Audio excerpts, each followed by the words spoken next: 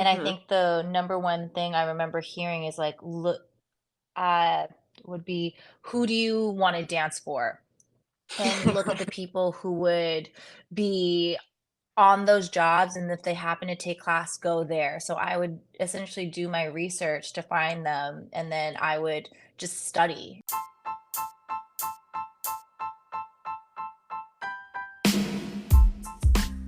If you're listening to this, you've made it to episode 4 of Briggs & Co., where we leave average for Joe. Please give a warm internal round of applause for our next guest, Charmaine. I simply had the pleasure of getting to know Charmaine as a human being, but then also as an entertainer, a movement coach, and a dancer. She is a unique, special human being that has really battled through it all, from Calgary, Alberta, all the way to LA, booking that agent, getting her face into the most competitive environments, and landing dream jobs. So please help me in welcoming Charmaine to the podcast. Good. So let's take it way back. Let's go, Charmaine, tell us a little bit about where you grew up, first and foremost, close to my heart, and then we can just go from there. All right. I grew up in Calgary, Canada, Alberta. I actually was born in Montreal, moved to Calgary when I was 6, and kind of started dancing ballet, like little ballet privates, because I think my mom just wanted me to. I think her dream was always to be a dancer, so she lived vicariously through me and kind of shoved me into like that realm. And fell in love with ballet and went to like then studio training, which then got me into ballet, tap, jazz, musical theater, lyrical.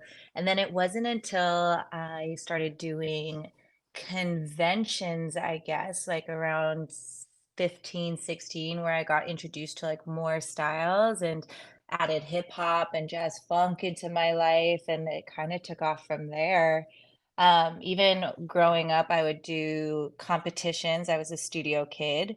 And then Mm-hmm. while doing competitions, I was also a part of the Young Canadians, which is, I feel like we all know, but the Young Canadians is a little performing arts group that would perform with the Calgary Stampede for 10 days during the rodeo.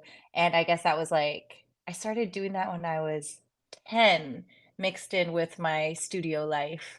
So it was like a double duty dance while Whoa, I that's was heavy. Because growing up. didn't you have to Yeah. audition for Young Canadians? Yeah. So we had to audition. I think it's in the summers they have their audition. And then we train throughout the year doing little shows, like a Christmas show and a spring show before we gear up to do the grandstand show for the Stampede. So I believe I trained from like 10 years old. I would be doing 3 or 4 days of rehearsal in Young Canadians. And then when I'm not doing Young Canadians, I would be training at the studio, doing studio time and then preparing for competition at the same time. Um, Even looking back at it Whoa. now, I don't know. I don't know how I did it, This is you which self-reflecting right now, was, going like, wait, actually, yeah.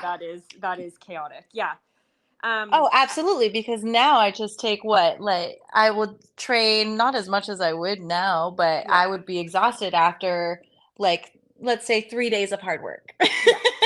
Oh, for sure. Whereas back Oh, for sure. then, you know what I But I mean? feel like I don't know about your parents, but my parents were like, if you're not in a sport and you have time to twiddle your thumbs, something's wrong. That's when you get into trouble. So wherever you find there's a moment in your day to breathe, we're putting you into something. And like bless my parents, love them to bits. But that, like, I honestly, looking back, I'm like, I think we were in every single sport known to mankind and this crazy Oh my schedule for God. dance, because it was just like, that's just what you do as a kid. You get busy.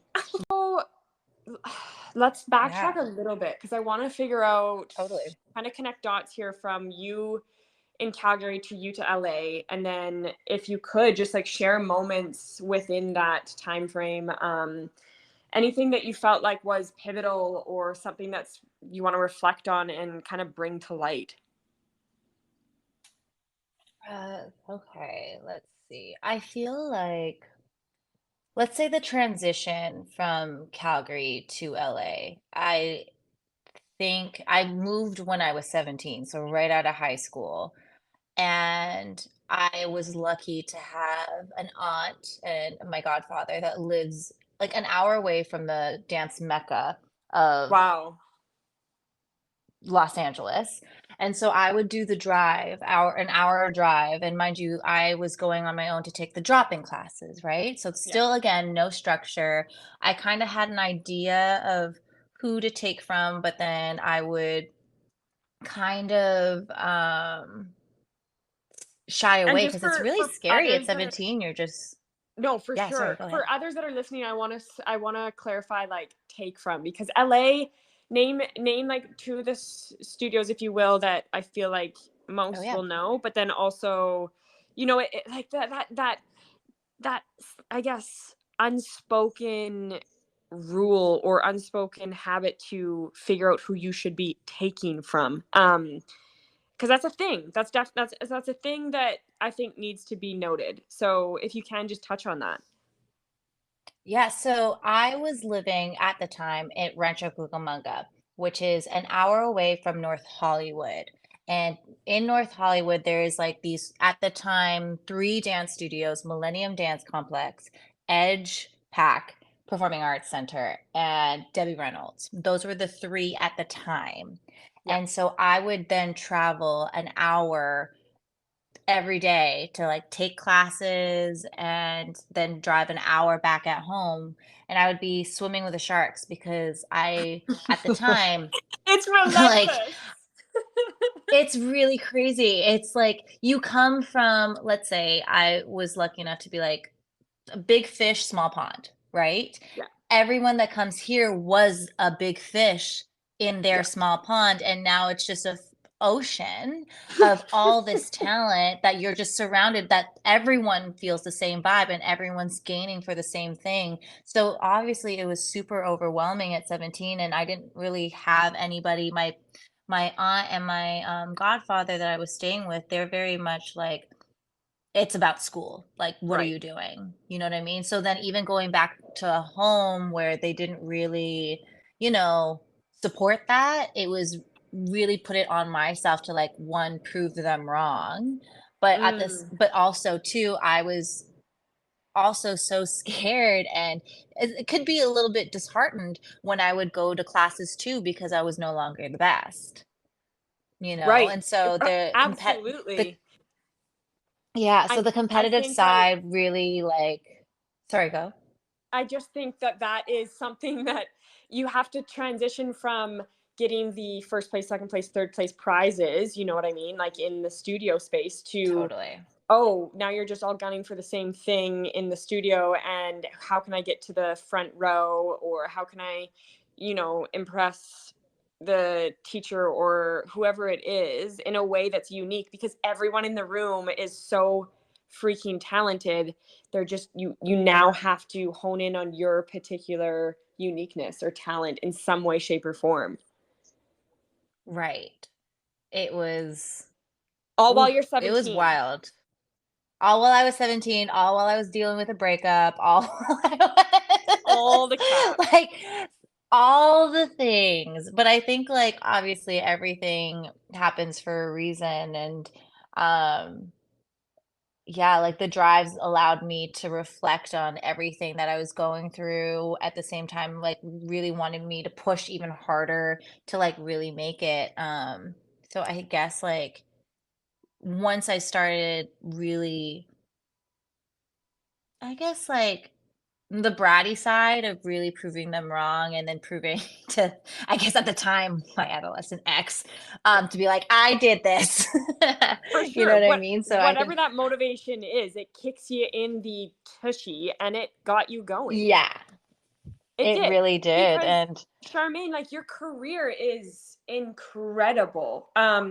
Was there an influence? Was there a group of people? Was there a mentor? Was there anyone in that particular, and it doesn't even have to be within dance, but like was there somebody that was on your side? Or did it feel very lonely? it felt really lonely. It felt really It lonely. felt really lonely. Yeah, it wasn't, I feel like a lot it's interesting because in this industry, like, even okay, let's say even let's take it back to the performing arts, like, of being young Canadians and in a studio. You're with the same group of people all day, every day. You're with that same group for the whole year.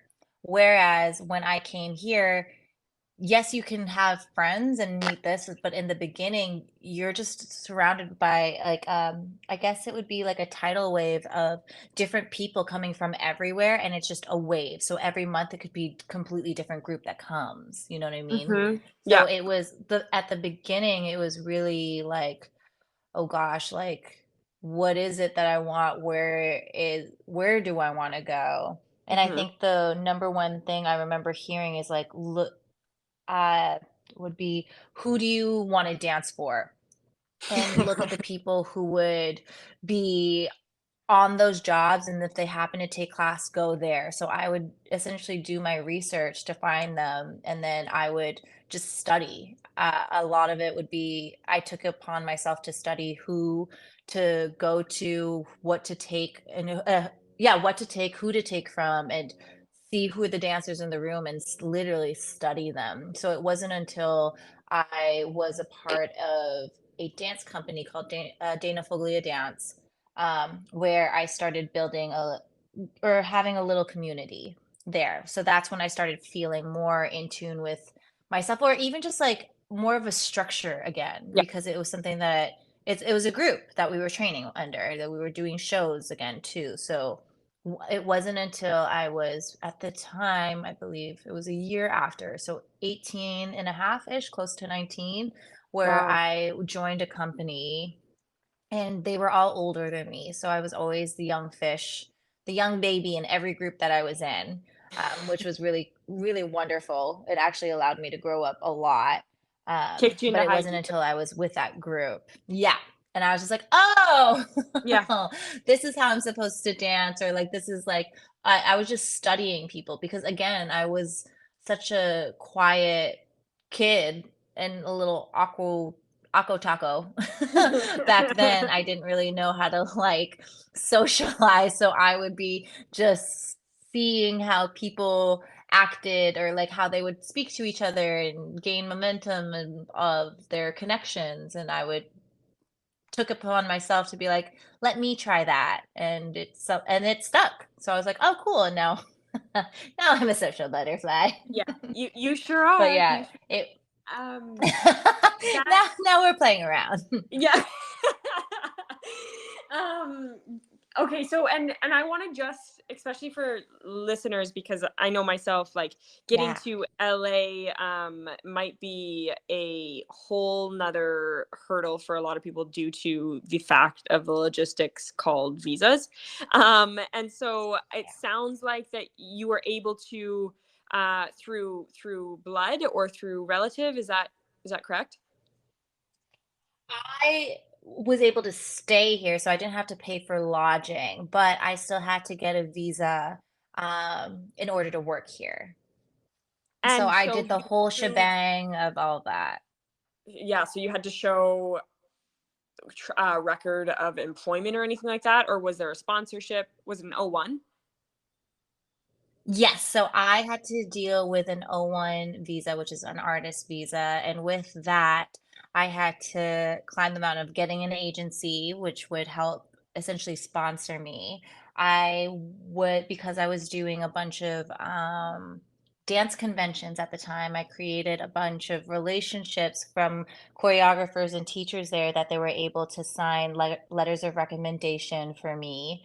And through my years, my like me taking class and getting to know certain teachers back in LA, I would get like a plethora of teachers in LA to sign for me as well, to give the letters of recommendation.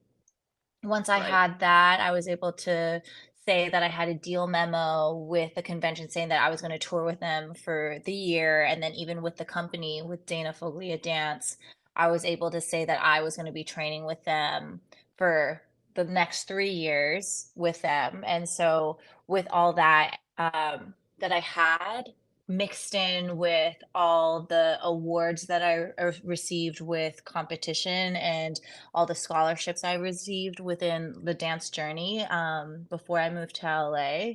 That all helped me get my O1 visa to then climb that mountain to then be able to stay in Los Angeles to work.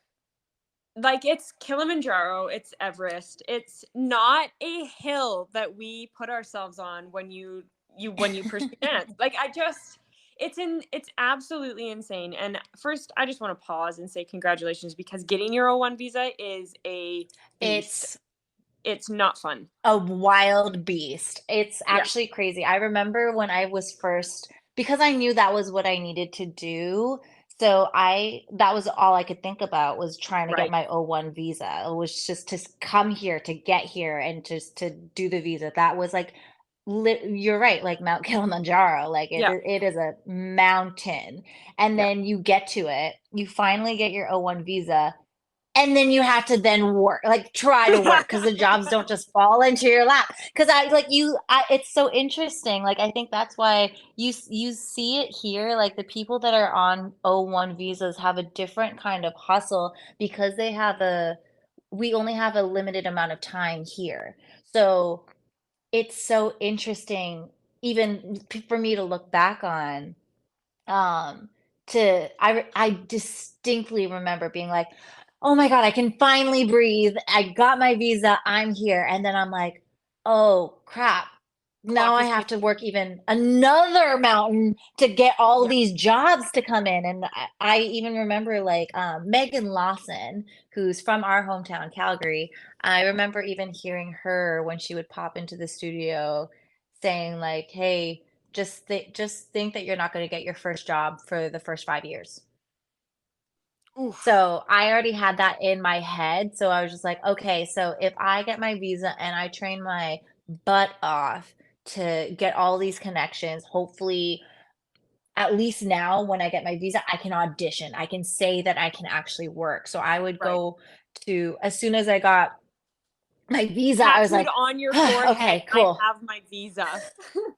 Literally, I'm like, I'm here, I can work. But at the same time, too, I also was 18. I looked 18. All these Right. jobs that I wanted to do, you had to look older. You had to do all these, like, I didn't think of it at the time because even as a dancer, it's not even about your ability No, it's anymore. It's not. about, do It's you fit not. this role, And no one tells you because you train so hard to be the best. And To then get you your get leg to to the 180. actual life. Oh my God. That was Yeah. wild. That Yeah. shook me to my core. And I was Um, like, oh, it's whiplash. It yeah, really is whiplash. And it's full whiplash. it's a mental whiplash, it's a physical whiplash. I mean, it's just gosh dang whiplash. So I think that it's important to just maybe mention, like, really it is important, if you are thinking about pursuing this, that you need to make sure you're in it for the crap that it will throw at you, because it's not for the faint of Yeah. heart. And you're a living example of that. So I want to now talk about maybe your career sort of highlights at that age, because you were 18 when you got your agent, 18 when you got your O1, is that right? Correct. Incredible.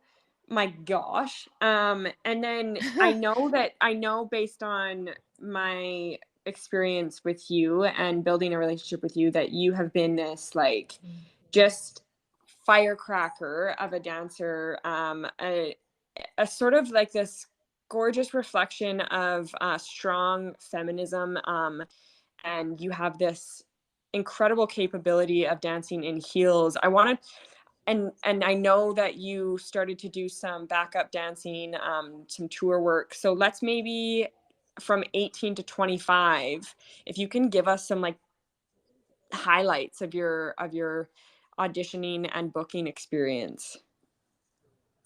Um, ooh, I think so. I have been like from 18 to 25, I was lucky to do a bunch of TV shows. So at the time it was 3 seasons of Lip Sync Battle, 3 seasons of Hit the Floor, on VH1, and then I was able to then work for Beyoncé at the VMAs. I was able to Oh my. work for Janet at Billboards. I was able to dance with Ariana Grande, and who else? Zayn was in there too, Zayn Malik from One Direction. Charmaine, Gosh, I don't. like these are Yeah. dreams. These are dreams, right? These are dreams, and you made it happen. And so it's possible. And I want to maybe, if any of those experiences working with those just incredible talented artists, did you audition with a huge group? Was it a select closed off to Yes. agency? What was that Most from the of beginning? the things that I did at the time, yeah, most of the things that I did at the time were open call auditions. So open call auditions are the ones where everyone and their mom and dad show up to these But auditions, literally. like maybe over literally like over 500 people, 600 people show up. It's an all day audition and then a callback if you're lucky later on, but it takes around like 8 hours and they pick 10 people Yeah. if you're And I was lucky. You know what I mean? the I'm amount sorry. of people that are in the room, like statistically, you're like everything is stacked against you. And the fact that we all, like the thousand of dancers, go into that room going, no, no, this one's for me. This one's the one. Like this is it. Like I got this in the bag. You know what I mean? Statistically, Yeah, it's like, oh, babe, don't set yourself up for that. Like I don't mean that it's in like a. wild. It really is, because I'm looking back on all these auditions that we go to, and each one of us are like, oh yeah, oh for sure, yep, this one's me, this one's me. And it's like statistically, you have zero point zero I one will percent chance. say, oh my God, it's wild, especially when you're starting off. I think the number one, I will never forget this audition. I will never forget this one. It was for Lip Sync Battle. This was like over, I think over 600 people auditioned. It was an open call again.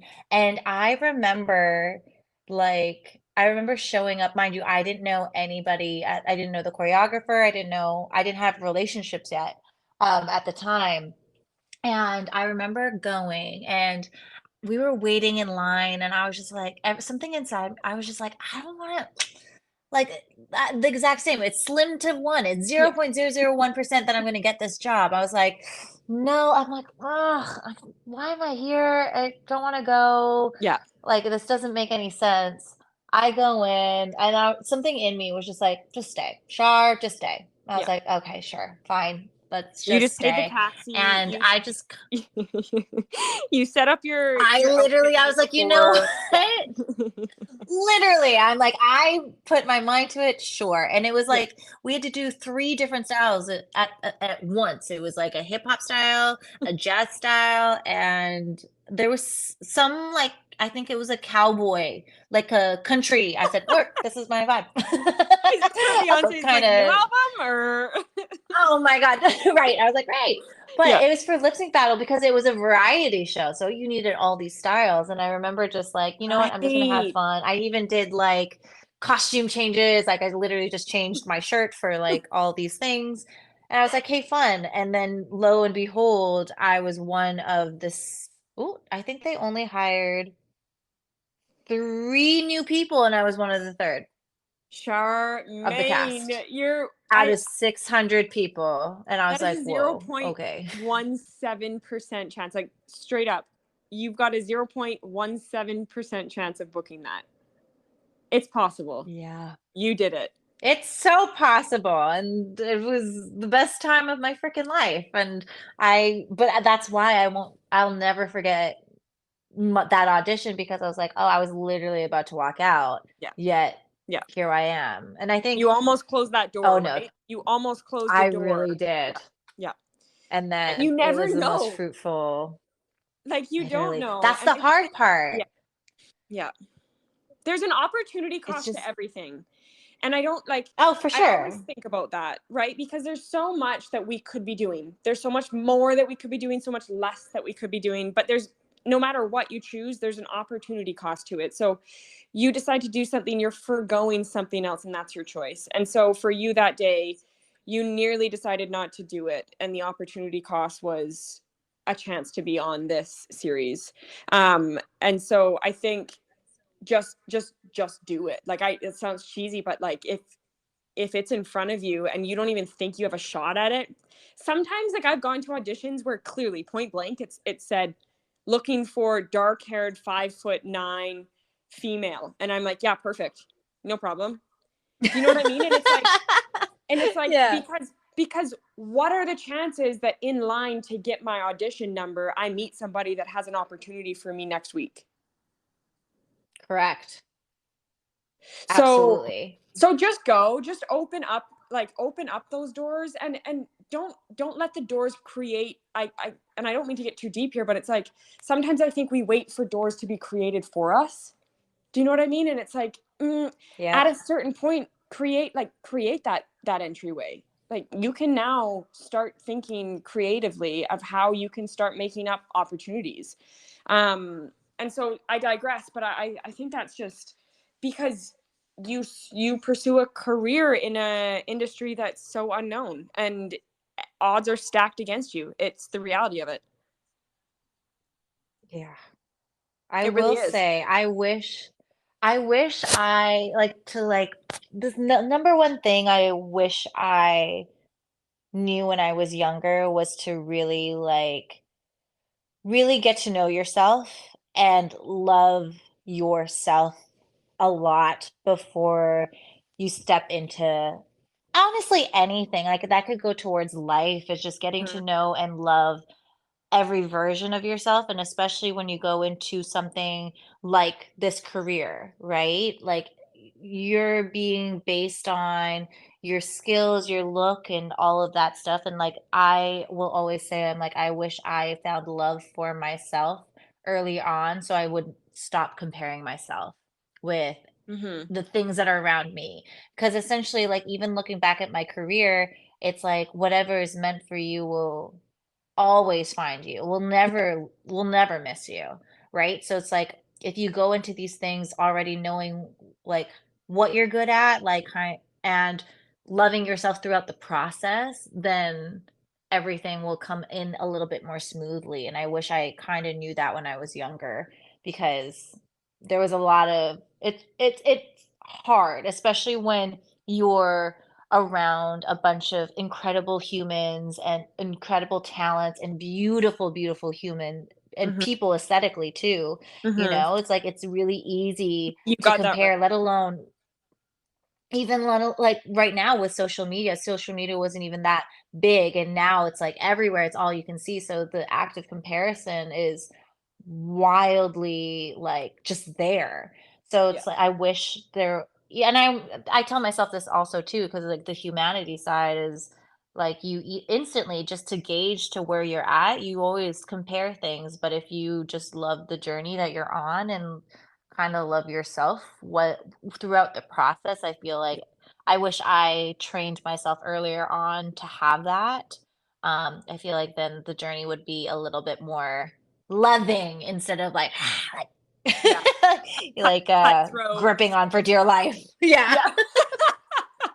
But it's the reason you are who you are today. I do truly believe that, and I know you know that, but like hindsight, we can wish our lives away, and that's exactly what this platform is for, is to recommend advice and guidance for those that are coming up.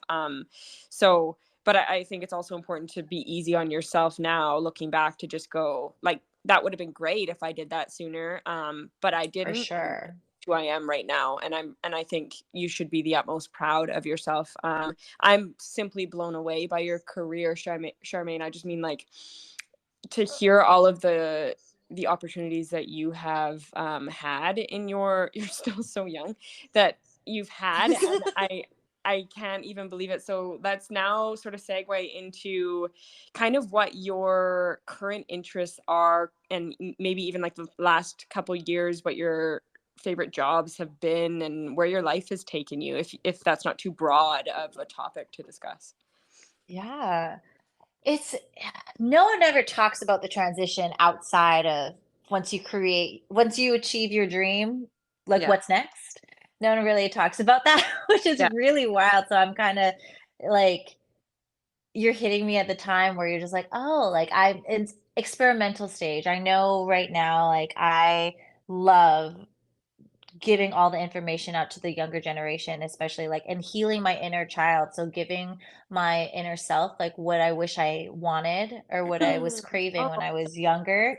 So that's like everything that I do now when I like hold these workshops and when I go teach, I'm trying to give all the information that I was lacking when I was younger. So even within this journey right now, I think my favorite thing are literally holding my little workshops with the connections that I've developed throughout the years and bringing that towards the Canadian community a little bit more. That developing these programs is genuinely like fuels my heart. I would be like the most exhausted, but the like beaming from my soul every time I mm, do it. So throughout the years, like me developing like me as a teacher, me as a mentor has been really an interesting journey, but the most fulfilling journey of my life so far. wow. It's great. And I just want to keep doing more and open more opportunities for people and kind of like, yeah, just give the connections that I have to bridge that towards the Canadian side instead of like, because I understand like it's hard. It's a lot of financial effort to Legality, come to, finances. yeah, Yeah. all of it to have that. So if I can bring a little taste of it as many times as I can to to the kids back home and even like let's say even Vancouver, I'm like I will do anything I can to create that and Give yeah. back, give So back. And so are you now, would you consider yourself being fulfilled by the choreography side of the entertainment world? Are you still like gung ho about your work as a backup dancer and in like the commercial industry? Where would you say you've started to pivot towards now? And it doesn't have to be black or white. it's so funny that you say that. Like I feel like me as a dancer on the stage, there's something about that that really nothing in this world can give you. It's I feel like if anything, it's adding. It's like, yes, I'm doing this, and now I'm adding the Right. mentoring and the creative directing and all of that stuff. Like that's I don't think it's a pivot, I think it's just an addition Yeah. to my life now, whereas before it was just straight up, "I'm gonna be a dancer." Yeah. Now I have that, and I love the fact that there's another ignition inside me too, which is now, creative directing and mentoring and developing these workshops, and I guess being a businesswoman now, which is Oh really yeah, wild. girlfriend. I never thought I would see myself do that, but I think like it wasn't until I was like, "Oh, cool, let's play." I think like I'm still I think it's just moments of play and seeing like what ideas come into my brain and I'll be like, "You know what? Kind of let's why not do it?" Why You not? know, Yeah. cuz the same adolescent what I would say I can't remember what I would call it before, but like ignorance is bliss. You kind of have Mm-hmm. like you know what I mean? It's all that stuff where Your when threshold I was for risk only diminishes as you get older, like statistically, and research has proven. And so yeah. when you can acknowledge that and kind of work against the grain, even though it's like really uncomfy as you get older, because you're starting to consider like the risks involved when previously you might not have. But truly, that is where, when walking out the other end of taking a risk and say it pays off in one way or another, it is so wildly fulfilling that it's hard to put into words. Yeah. It's really great. Oh, that's So exciting. That's we're exciting. we're risk taking. We're risk taking in the business adventure, risk taking in this new avenue of creation and but loving the fact that I get to dance on stage still. And Kay, so It's like another touching with little dancing on brain stage, thing. what has been your favorite artist? And that's so hard. What has been maybe, because you've been on so many tours, right? Yeah. Okay, tell me favorite two, Yeah. top two tours. Ooh, it would be touring with Tinashe and then touring with Christina Aguilera. Oh Those my two are like God. the fave. Oh, both for very different reasons though too. And were they Because like, were you different in like, how different were you in age with both, or very similar? um different I think I was 25 when I started dancing for Christina, and I was with her for 3 years, and then I was 28 when I was with Tinashe. So Yeah, so, like, different growing I years, was because just I gonna will say, say yeah. yeah. 26 to 30, oh my god. Yeah. 26 to 30, like, even let's say 26 to 28, were such growing years, it's actually kind of bananas, like, I am not the same girl from then. I learned so much about myself and life and all that stuff within those formative years. So, who I was when I started Christina versus when I ended Christina, very, very, very different. Mm. Same thing when but then when I was with Tinashe, I was already me, so that was just fun, you know? Oh But gosh, I can only imagine the yeah. experience. Getting to see some snippets on social media, of course, and hearing you share stories. It's definitely a career that is hard to break into, to pursue, but when moments like you live on stage behind an artist and dancing with like-minded individuals, that's an energy, that's an experience that no one else on this planet will be able to share other than the ones in that moment. And to me, at least, I don't want to speak for anyone else, it's the moments like that that remind me why I do it, Yeah. you know. Yeah. You it's so interesting. It's like when you're in it, there's, like especially when it's been, like, a wonderful constant, like, the first one is always when it hits, but then it's really easy for it to be like, "Okay, this is a job," Yeah. right? So it's, like, really nice to, like, have, like, those moments. I will say I'm really thankful when I started, let's say, even the Christina tour. I was actually thinking about this yesterday, that I journaled and took pictures and uh, scrapbooked the whole tour, and even through residency in Vegas, like, I'm so thankful that I scrapbooked and journaled throughout that whole time because now I can look back on it and really like, embrace it even more, um, now, because I remember doing it for for my older self, and so I'm really thankful for the younger your version of younger me self, for doing that, so I think yeah, your I'm like, prefrontal cortex honestly development session. yeah, pretty much. um I'm like, "Thank you." yeah. See, you were developing. You were on the right track. You, I was doing something right. that's amazing. So to bring it back now to maybe current happenings in your life, you're in LA. Is this a place that you want to spend? This is a lofty question. So, like, you want to spend your life in? Is there something that's on the horizon that you're sort of waiting to pursue? Like, where's the next 5 years?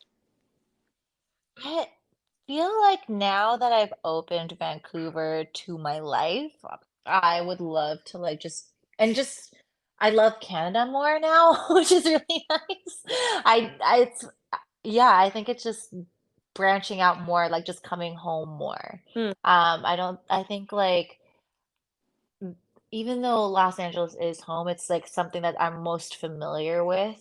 So I think like yes, staying here, but now just adding Yeah, again, just adding more things. So adding Vancouver back into the mix and being more present in those areas in Canada now too. So it's yeah, great. I can't see myself staying, but I can see myself just adding and just playing and frolicking around just like my fairy self usually does. Oh, I love it. That's great. Charmaine, I want to thank you so much for coming on and just sharing a little tidbit into who you are as you were young growing up and navigating, and now how you've developed. I like to finish off all the episodes with just like a few lighthearted random questions. Sort of spitball, fire away, first thing that comes to mind. Oh God, okay. Okay, no, super, super fun. Let's start off my favorite one because I'm a foodie. Death row meal. Oh, chicken katsu curry from Daichan. From Daichun?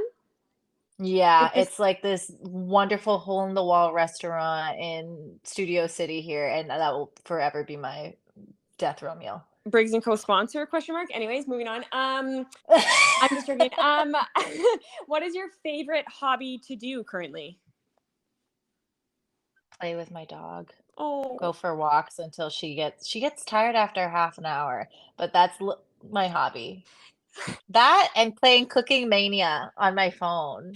never have I heard of this. Although I think you were playing this when we were doing Greece. I definitely was. You you 100% were, dude. You were in the corner, and I was like, "What the heck is Charmaine doing?"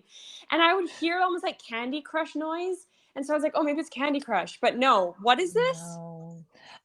I'm serving people food No. at a high scale speed.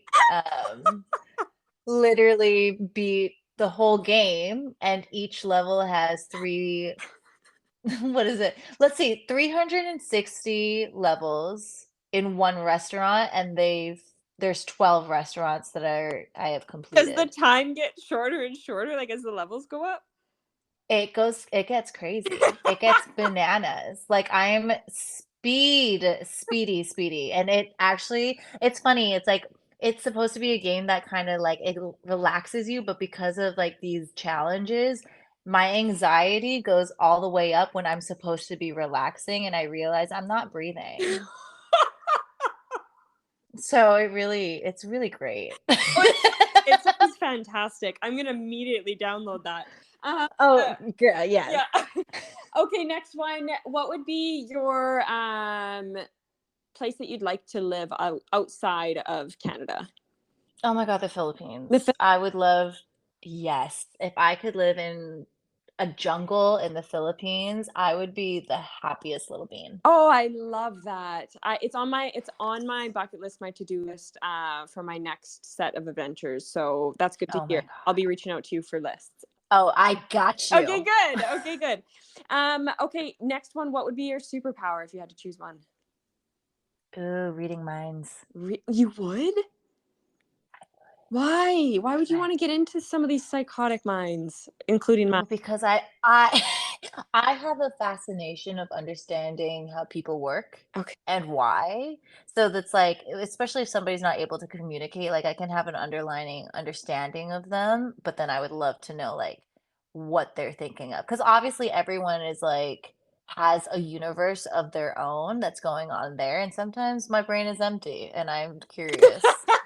I sometimes look at so my boyfriend Devin, he is the most if there could be any opposite form of a human being, it's him, like to me. And so No, I will yeah. be in the room and I'll be deep, like I'm talking deep in thought. Like something that is just so out of my control, but it's got me. I'm hooked. And then I'll Yeah. look over and he's like just, I don't, staring out the window or something. And then Hmm. I know for a fact that he's probably looking at the fact that there's like an 1 inch divot in the gravel or in the cement of our driveway compared to the neighbors. Do you know what I mean? Like it's just like the the level of thought. And so I think maybe my superpower, not that you asked, would be to change mindsets. Like I want to pick your mindset for a next hour or like and then like Oh. I want to be in your headspace. Is that That's I'm gonna good. I'm gonna That's ask I'm good. gonna ask my for my next life maybe if that superpower could be mine. And then okay, to finish off, any other industry that you would be in outside of like outside it doesn't maybe not entertainment but definitely outside of dance. What would you do as a career? A psychologist or a counselor. Right on par. Literally, I actually, I genuinely have a fascination of people's brains and why they are the way they are. And do you think that comes from well, it comes from the inside, obviously, but has that been all your life or is that recently? Recently. Recent. I think because when I understood my I was brain just and gonna then say, yeah. yeah. when I understood my brain, and then, like, I think even during the pandemic I was with my, best friend at the time, realizing our brains worked so differently fascinated the crap out of me, because like, there are certain things that I would say where I take no offense to it whatsoever, and then understanding that she took so much offense, but it was because an underlying reason as to why, Hmm. and the same thing vice versa, so I love like, peeling back the layers and getting, like, really, really deep, which I also understand that people aren't used to.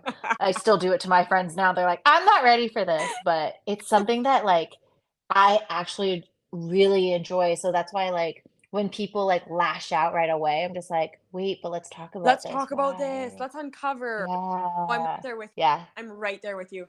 Okay, this was so much fun for me. I just maybe selfishly started Briggs and Co. because I just want to spend an hour talking to like-minded human beings and figuring them out because I too am interested in the psychology behind it all.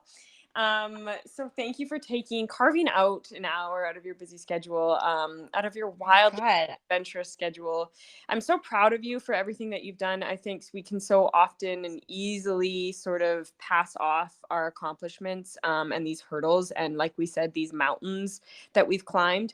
So I hope you know how much of an influence you are in this industry and how special you are as a human being, both in my life and I know in so many others. So thank you Oh, so much, Shar. I really do appreciate it. thank you for having me, and I'm honored that you even asked. You know it. You know it. Enjoy the rest of your gloomy Friday. And we'll be in touch. I love you to bits. Love you so, so much, Greg. Okay, take care. Bye bye. Right, bye. That's a wrap on Charmaine, another wonderful episode of Briggs & Co. I am being so selfish, y'all, getting the chance to chat with these really unique individuals just about their life. Like, how wild. I love learning. And I hope you do too. And I do hope that you are considering at least leaving Average for Joe. Next week, same time, I have a special guest, Ryan Ma, joining me on the pod, and you're about to hear a little snippet into that next episode. Please enjoy. Take care. All the love to ya.